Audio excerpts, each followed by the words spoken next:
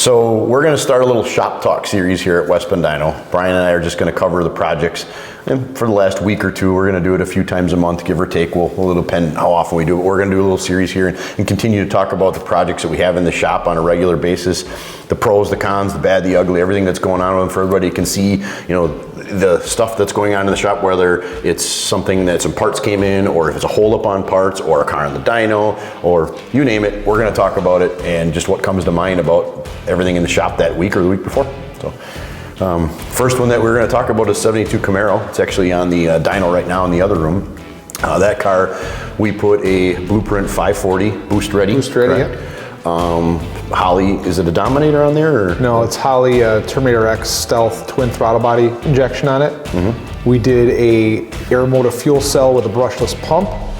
What else did we do on there? We're in the process of doing a dash because it's going to be going up to Manny Marie's. She's going to be doing the upholstery. They're going to redo the dash. They're going to be the door panels, all to match the Sparco seats that are in there. Some pretty cool Sparco seats. It's a Holley 12.3 inch dash, so it's going to go in there, a digital dash. We did some wheels and tires. Yep. I forget the brand though. Weld. Are they Weld? Yep. Okay. Suspension, we did some upgraded suspension in the front, which included some QA1 shocks, coilover shocks, upper and lower control arms, and some coilovers in the rear, which were also QA1. Yeah, we kind of relocated the suspension in the back to make it actually work. It's been a process of elimination. The car wasn't driven much. I don't think it was driven at all when the customer bought it to us. Wasn't running He bought it, not running, so we had a bunch of stuff to do. Well, and as we got it running, we would run into other things that we'd find. The latest, which I think is the final gremlin we're getting out of it, was the radiator and water pump. We upgraded because it was getting hot, which seems like it's working now. Yeah, I just got done running it today. Never went above 200 on the dyno, loaded up. It was creeping up to 220, 230 rather quickly before. And with the new radiator, the B-Cool radiator that we put on it, dual fans, all controlled by the Holley. Yeah, never went above 200 on the dyno right now. Yeah. Pretty old school looking big block with a supercharger on top. What is it? Is it an 871 on there? I believe so, yeah. Right around, I think it was right around 8-9 pounds of boost, 10 pounds of boost, something like that. And it was carbureted when it originally came in before we upgraded to the new Blueprint 540 and the Holley fuel injection, and now it's obviously fuel injected. So lots of cool things that he gets to do with the fuel injection that he didn't have available before. I think you said the brushless pump in the automotive. Yep. So yeah, that covers that one. So Brian's going to finish that up on the dyno now, and then it's going to head up to the upholstery shop, and we'll be able to get you some footage of that when it's done, and it should be ready for the customer this summer. Yep. Next truck up out there is it 11 GMC or is it a Chevy? It's I believe GMC, I believe it is. Yeah. That one's getting a DOD delete. Mechanical delete, yeah. Yeah, mechanical delete, and I believe it's just a factory cam or something. I forget what cam's going in it, but it's getting a cam replacement, but it's nothing out of the ordinary. Just, I believe, another factory cam. Is that all with that one? I think that motor did need a lot of cleanup, and there was a lot of stuff in it that was seized bolts and broken off bolts, so there was some nuances in there that weren't expected. Extra labor time to remove those exhaust manifold bolts broken off in the heads, and it's just one of those things where customers want to put in some parts, and what's the lesser two evil? Putting in a brand new engine that's got the DOD already deleted, such as a Jasper engine that's got a Carbio number. It's got a 100,000 mile warranty on it, 3-year, and now we're kind of, taking the motor apart and putting a lot of labor into a high mileage motor, but that's the route that the customer went. So that one's getting wrapped up. Another one here. 66 GTOs, been here a long time, almost too long for us, and we finally got the time here where we got all the parts in that we were waiting for, and actually more parts we're ordering as the customer is running into other things that he decides to replace as we're working on it, but kind of a cool project. We took the factory frame, which was rotted out, and he purchased a different one from down south. I forget if it was from Georgia or where it came from. Customer found it and sent it up here, and then we took and installed a company called ABC Performance, makes a mini tub kit along with a narrowing of the frame in the rear end to allow for larger tires. We did trunk floor, we did trunk extensions, mini tubs, rocker patch panels. We powder coated the frame. Actually, the customer had the hookup for that, which turned out really well.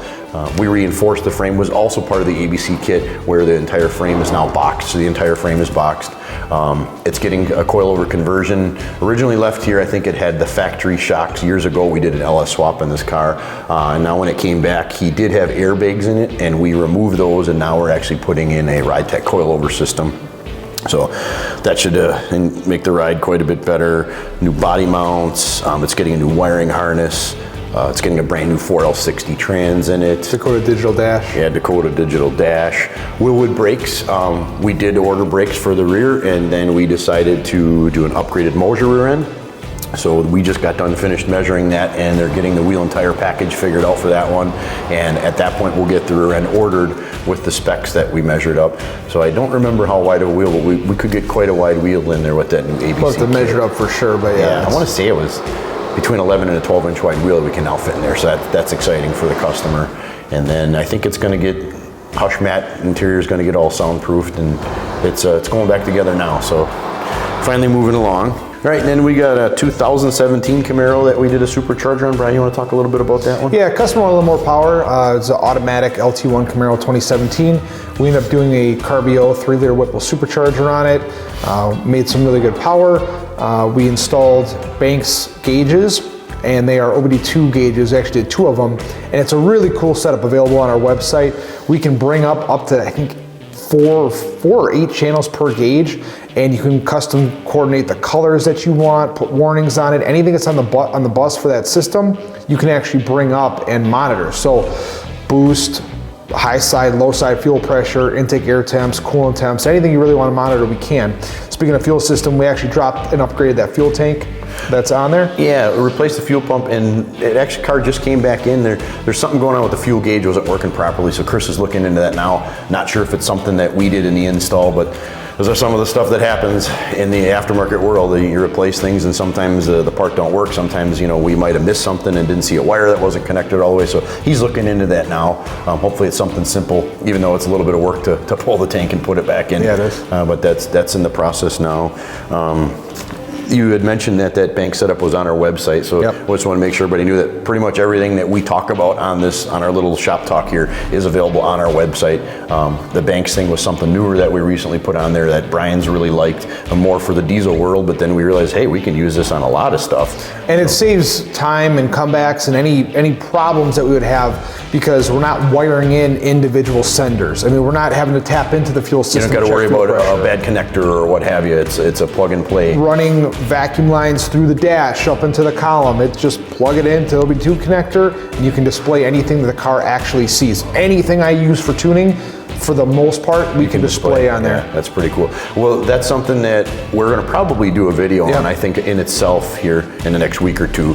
That Brian's just going to do about the product itself. So, and that'll also go on our website onto that actual page of that product, besides being on social media. So, and then I think we got a dyno rental coming up this week for a late model race car. So every once in a while we'll get somebody come in and rent the dyno.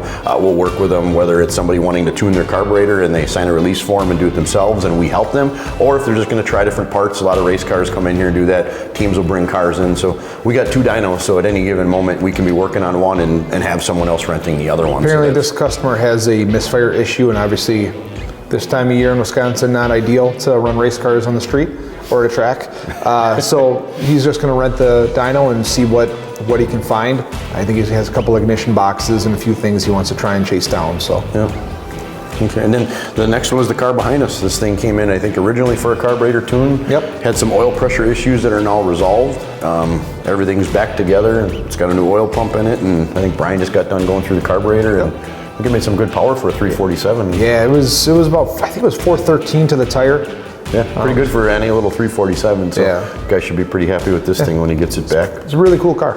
Yeah, it's got a neat stance, and yeah, you don't see too many Falcons looking like that one. So I think that wraps up what we're working on right now. We got a couple of real cool projects that are going to be on the next video that we've been had in the shop for longer than we'd like to, and finally got some parts in, and they're going to get rolling. So some neat 4x4 stuff and old 3rd gen. So we'll include that stuff in the next video and get back after it. All right, make sure to follow and subscribe to our YouTube and to all of our social platforms. And I'm trying to grow our platform here at West Bend Dyno and get our faces out there a little more and actually bring you in the shop and let you see what we're working on.